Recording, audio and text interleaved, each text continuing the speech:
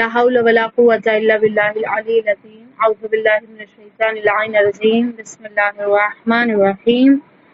اللهم كل وليك الحجة ابن الحسن صلواتك عليه وعلى آبائه في هذه الساعة وفي كل ساعة وليا وحافظا وقائدا وناصرا ودليلا وعينا حتى تسكنه أرضك زوعه وتمتعه فيها طويلا. اللهم صل على محمد وآل محمد وعجل فرجهم. خوب خاران ساری جوائن ہو چکے ہیں.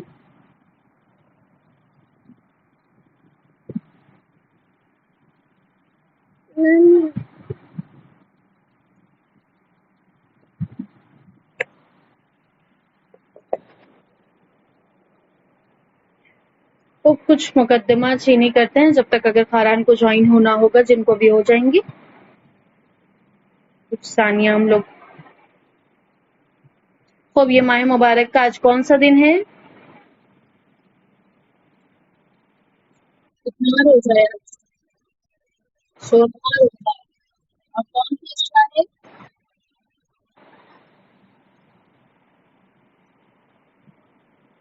کون سا عشرہ ہے؟ دوسرا عشرہ.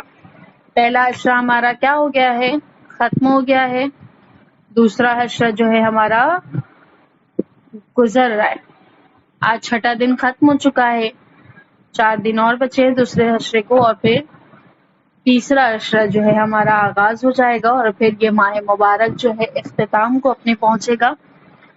سارے مہینوں میں ماہ مبارک رمضان کی افضلیت کیوں ہے؟ یعنی سارے مہینوں پر کیوں اسے افضل قرار دیا گیا ہے؟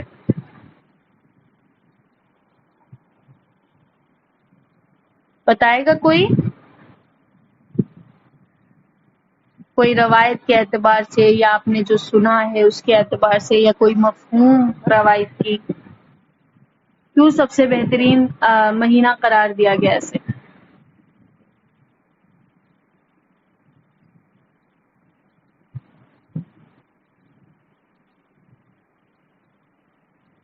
آواز آ رہی ہے؟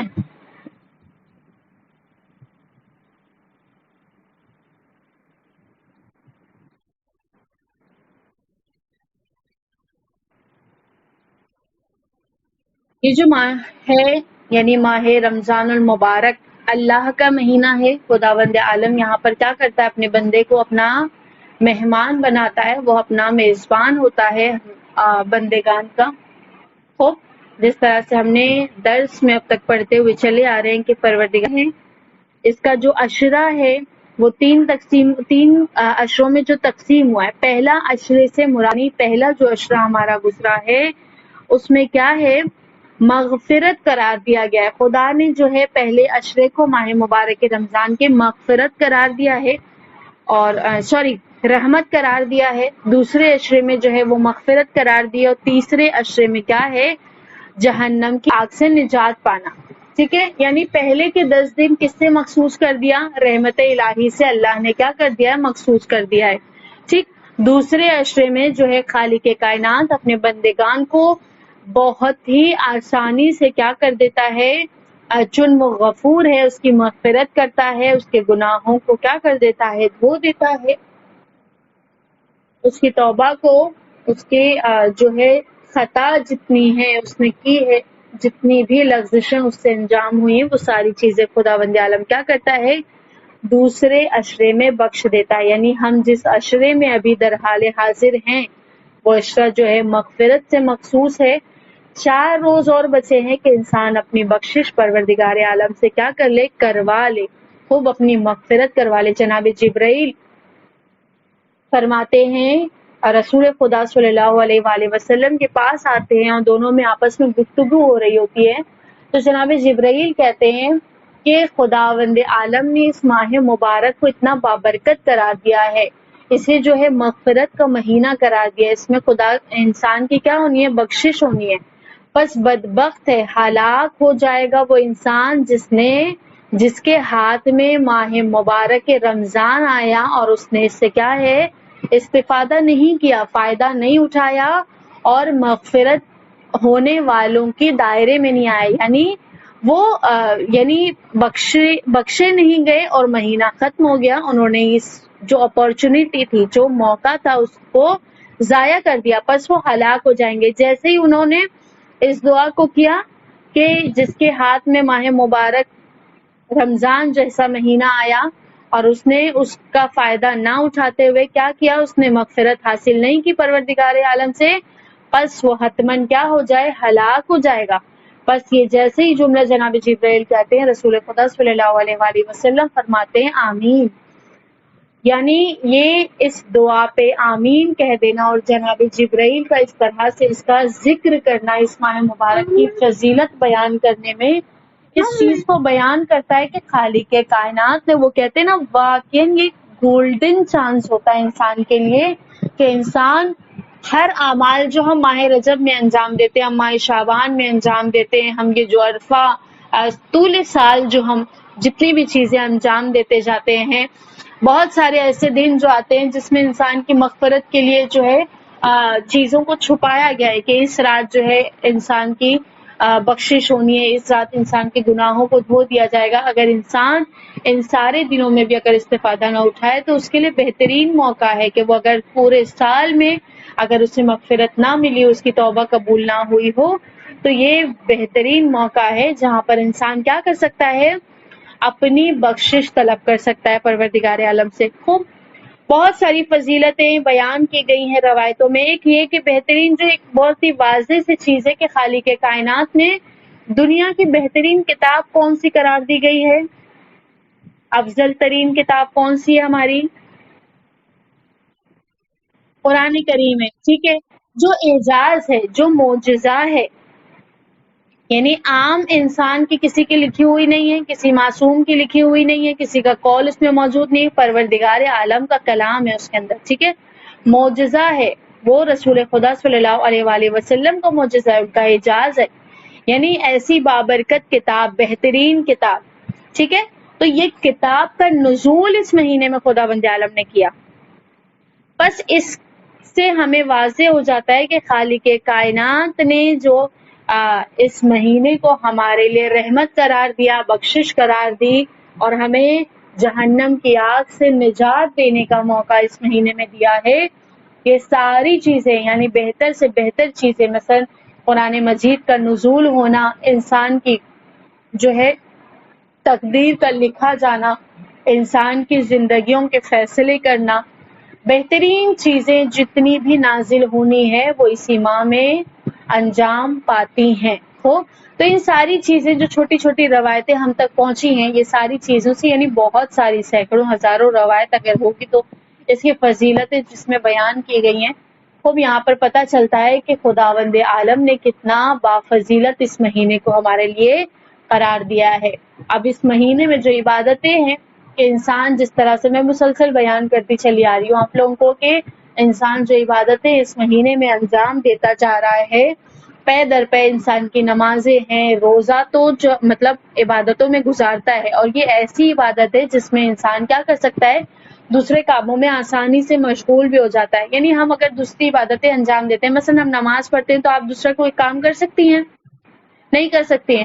آپ اگر قرآن کی تلاوت کر رہی ہیں تو آپ اس وقت بیٹھ کر کوئی اور کام انجام دے سکتی ہیں، نہیں، پورے غور و فکر سے ہمیں قرآن کی تلاوت کرنی ہوتی ہے، ٹھیک ہے نا، یا آپ صدقہ دے رہی ہیں تو اس درمیان آپ کوئی تیسرا کام کر سکتی ہیں، نہیں کر سکتی ہے۔ لیکن روزہ ایسی عبادت ہے جس میں انسان اپنے زندگی کے دیگر امور کو بھی کیا کر سکتا ہے، انجام دے سکتا ہے آسانی کے ساتھ، یعنی انسان در حال عبادت ہے، وہ سحر سے لے کے مغرب تک عبادت کی حال میں ہے، لیکن وہ اسی میں نماز بھی پڑھ رہا ہے، اسی میں تلاوت بھی کر رہا ہے، اس میں دعائیں بھی پڑھ رہا ہے، اس میں اپنی اولاد کی بھی پرورش کرتا جا رہا ہے، اپنے گھر کے دوسرے امور کو انجام دے رہا ہے، خوب افطار اگر انسان بناتا ہے اس میں مشغول ہو جاتا ہے، دوسری خدمات میں مشغول ہو جاتا ہے، ٹھیک ہے نا، یہ سارے امور کو وہ عبادتوں کے درمیان ہی انجام دے دیتا ہے۔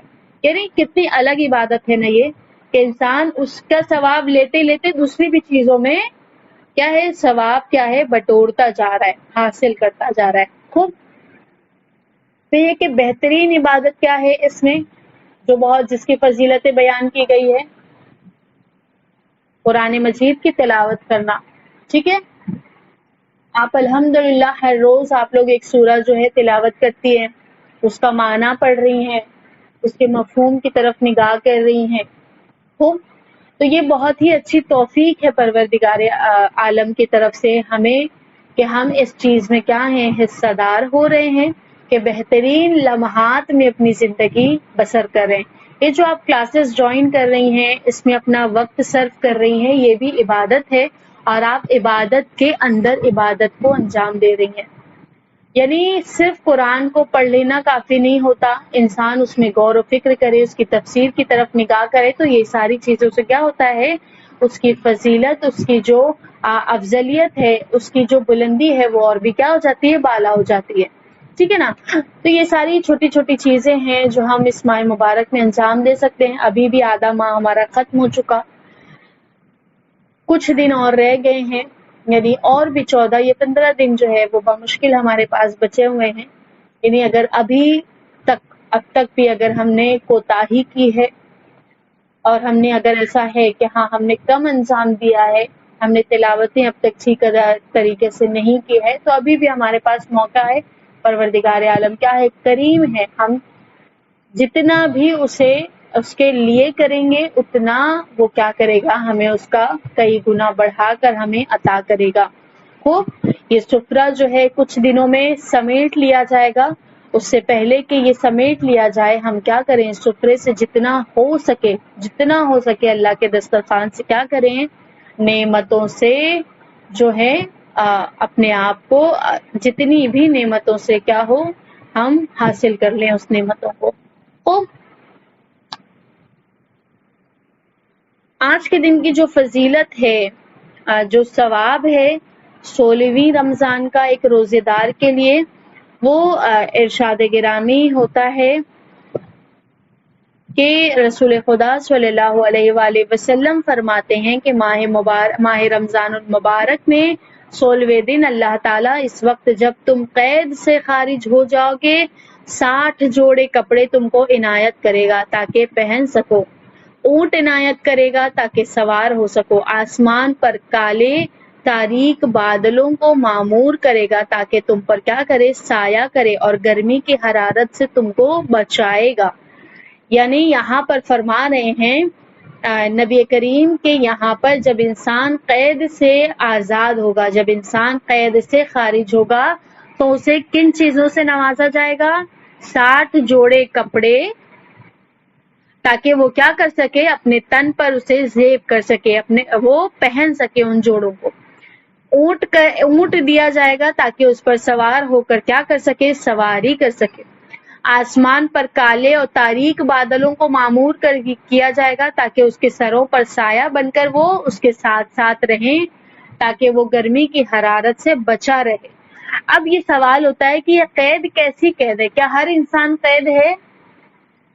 قید سے کیا مراد ہے، کیا سمجھ میں آیا آپ لوگوں کو؟ کون سی قید سے خارج ہونے کی بات یہاں پر ہو رہی ہے؟ اگر کوئی انسان قید نہیں ہوگا تو کیا یہ ساری چیزیں اسے نہیں ملے گی؟ ہر روزے دار کا ثواب ہے نا یہ.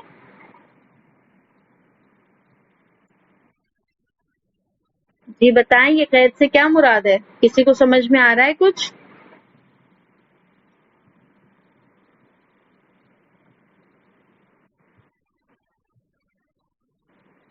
خوب، اور کوئی؟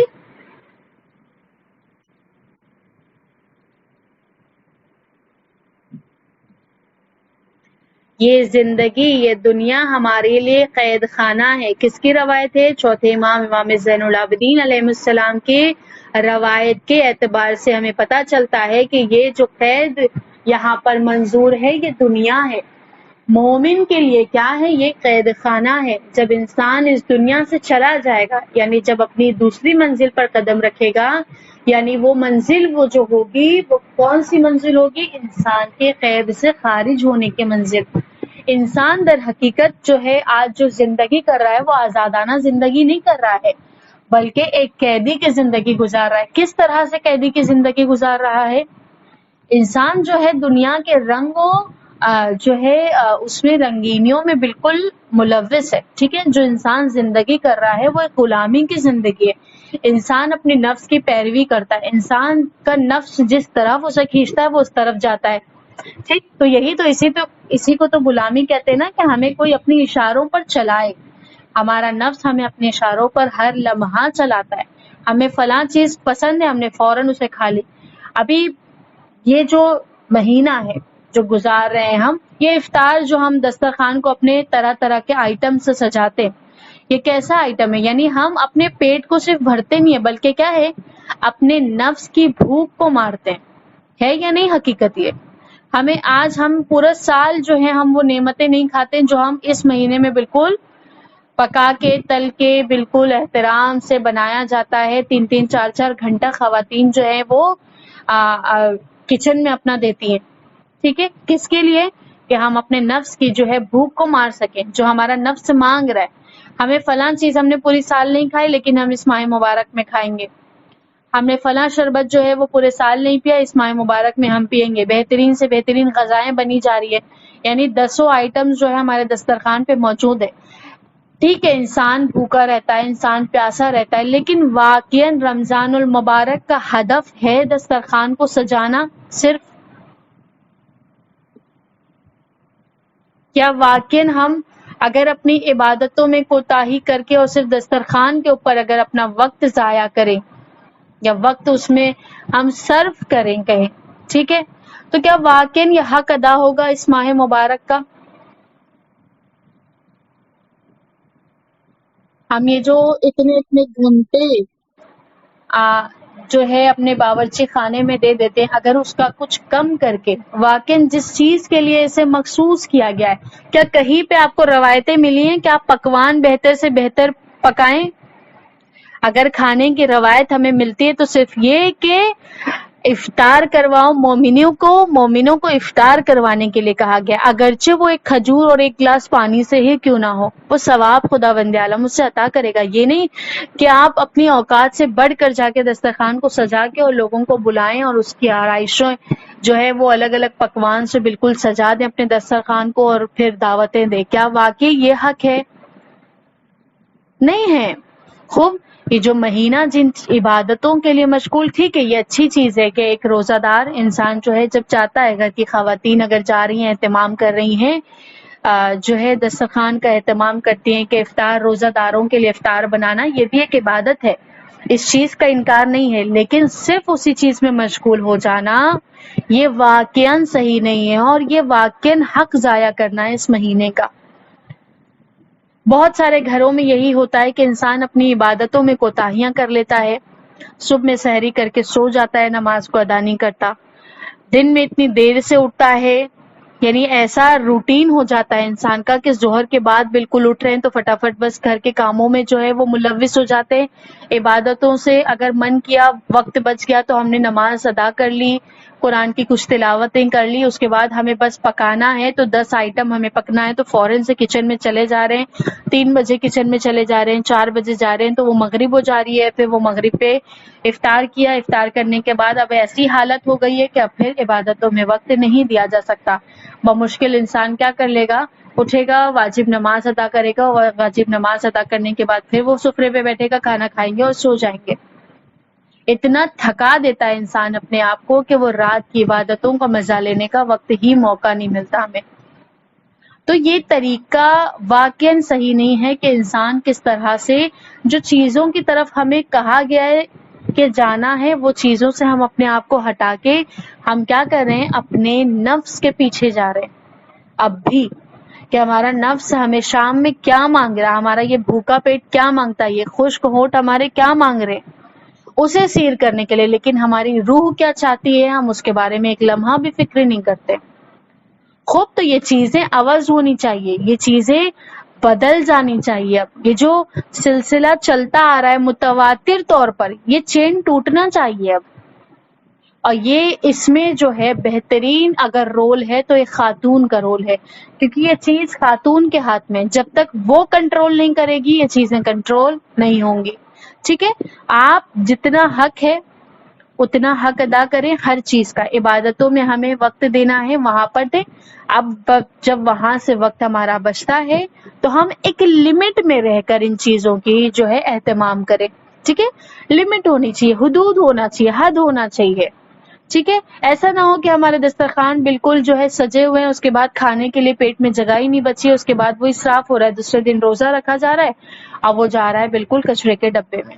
تو یہ ساری چیزیں کیا ہے, گناہ ہے. خوب اسراف کرنا, دانے کو پھینکنا, یہ ساری چیزیں گناہ ہے. ہم عبادتوں کے حال میں کیا ہے, ہمیں عبادتیں کرنی ہے. عبادت در حال روزہ داری ہمیں کیا کرنا ہے, بہترین کاموں کو انجام دینا ہے, نہ یہ کہ انسان حرام فعل انجام دے. خوب, تو یہ سب دقیق چیزیں, چھوٹی چھوٹی چیزیں جس میں ہمیں دقت کرنی ہے. خوب, تو یہ ثواب جو ہے, ایک انسان جب دنیا کی قید سے خارج ہو جائے گا تو یہ ساری نعمات اسے کیا کی جائیں گی, عطا کی جائیں گی. آئیں بڑھتے ہیں دعا کی طرف. بسم اللہ الرحمن الرحیم. اللہم وفقنی فیہ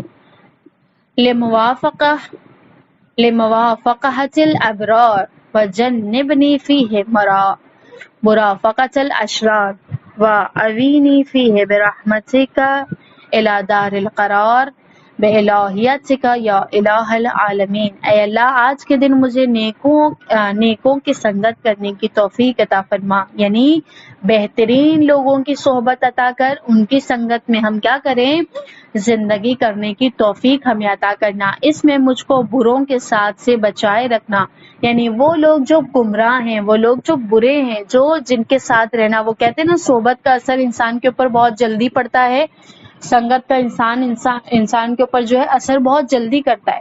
بس بہتر لوگوں کی ہم نشینی ہم اختیار کریں گے تو بہترین بنیں گے, بروں کی صحبت اختیار کریں گے تو ہم کیا ہیں, برائیوں کی طرف بڑھیں گے. بس یہاں پر معبود سے دعا ہے کہ پروردگار عالم مجھ کو بروں کے ساتھ سے بچائے رکھنا, اور اس میں اپنی رحمت سے مجھے دارالقرار میں جگہ عطا کر. دارالقرار کیا ہے, جہاں پر قرار آنا ہے, جہاں پہ سکون آنا ہے, جہاں پر بے سکونی نہیں ہے. وہ کون سا دار ہے, جہاں پر سکون ہے, صرف جہاں پر آرامش ہے. کون سا دار ہے, کون سی جگہ ہے, روز محشر, جنت الفردوس سے مراد دار القرار ہے, کہ جہاں پر انسان کو قرار آنا ہے, جہاں پر انسان کو آرام ملنا ہے. انسان جو اپنی زندگی بسر کر رہا ہے, اس میں ہمیں چین و سکون نہیں ہے. آپ دیکھیں, آپ صبح میں اچھی رہتی ہیں, آپ شام میں بے چین ہو جاتی ہیں, یا 2 دن ہمارا اچھا گزرتا ہے, تیسرے چوتھے دن جو ہے ہمیں بے چینی, ٹینشن, سٹریس, ڈپریشن سب ہونے لگتے ہیں, کچھ نہ کچھ مسائل ہمارے سامنے آ جاتے ہیں. تو یہ قرار کی جگہ ہی نہیں, اور قرار آئے بھی کیسے, کیوں, کیونکہ یہ قید خانہ ہے. قید خانے میں ایک قیدی کبھی سکون میں رہ سکتا ہے, نہیں رہ سکتا ہے. انسان کی ابدی جگہ, انسان کی جو اصل جگہ ہے, وہ ہے انسان کے محشر کے روز, جب وہ داخل ہوگا جنت الفردوس میں, وہی اس کی آرامش کی جگہ ہوگی. خوب, بے واسطہ اپنی معبودیت کے واسطہ تمام جہانوں کے معبود, اے پروردگار عالم, تجھے کیا ہے, معبودیت تیری جو ہے, تیری جو ربانیت ہے, تیری جو معبودیت ہے, تو جو معبود ہے ہمارا, جو کل عالمین کا معبود ہے, پروردگار عالم ہے, تجھے اس کا واسطہ ہے کہ ہمیں ان چیزوں کی توفیق عطا کر. خوب, یہاں تک کسی کو سوال ہے؟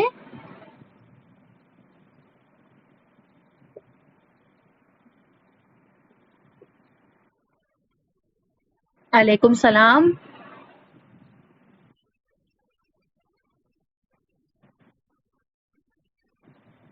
کس کا پی ڈی ایف؟ نہیں, پی ڈی ایف نہیں ہے یہ تو.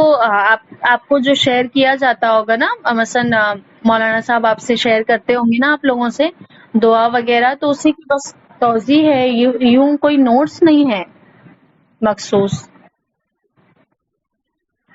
نہیں, کتابیں وغیرہ تو نہیں ہے. اب ہم لوگ جو چیزیں ہیں ہمیں نالج میں ہماری ہوتی ہے, اس طرح سے ہم لوگ اس چیز کی تشریح کر دیتے ہیں, بس اس کو ایکسپلین کرتے ہیں.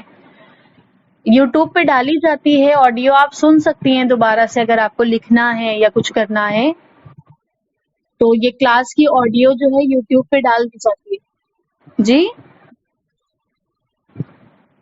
آڈیو یوٹیوب پہ ڈالی جاتی ہے جی, ہر روز کی ڈالی جاتی ہے.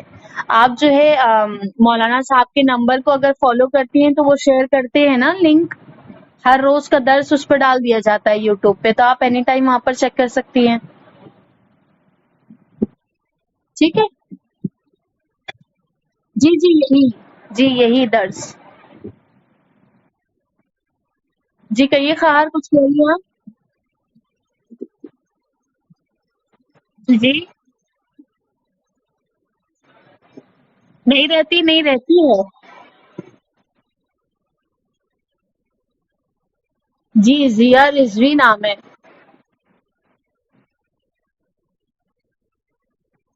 جی نہیں، دونوں کی لنک الگ الگ ہوتی ہے، آپ اس پہ چیک کر لیجیے، اور اگر نہیں سمجھ میں آئے تو ایک بار آپ مولانا صاحب سے بات کر لیجیے گا، انہیں میسج کر دیجیے گا تو آپ کو گائڈ کر دیں گے. ٹھیک ہے اوکے. ٹھیک ہے، آج کے شب کی جو اعمال ہے ہماری جو. جی جی جی وہی بتا رہی ہوں. آج جو ہے 17ویں شب ہے ہماری، 17 رمضان، رمضان المبارک کی شب ہے. اس میں جو ہے 2 رکعت نماز ہے. پہلی رکعت میں بعد سورہ حمد کوئی بھی سورہ پڑھ سکتے ہیں، اور دوسری رکعت میں بعد سورہ حمد سورہ توحید جو ہے 100 مرتبہ پڑھنی ہے. یعنی پہلی رکعت میں آپ کوئی بھی سورہ ایک چھوٹی پڑھ لیں سورہ حمد کے بعد، دوسری رکعت میں آپ کو کیا کرنی ہے، 100 مرتبہ سورہ توحید کی تلاوت کرنی ہے. اور اس کے بعد جب آپ کی نماز تمام ہو جائے، 2 ہی رکعت نماز انجام دینی. ٹھیک ہے، تو 100 مرتبہ جو ہے لا الہ الا اللہ پڑھنا ہے. ٹھیک ہے، کلیئر ہے. جی دوسری والی رکعت میں، پہلی رکعت آپ سادی پڑھیں گی کوئی بھی سورہ کے ساتھ، دوسری رکعت میں آپ سورہ توحید 100 مرتبہ پڑھیں گی. نماز کو تمام کرنے کے بعد 100 مرتبہ لا الہ الا اللہ. ٹھیک ہے، کوئی سوال نہیں ہے تو کلاس ختم کریں. علیکم السلام. علیکم السلام. وصلی اللہ علی محمد وآل محمد.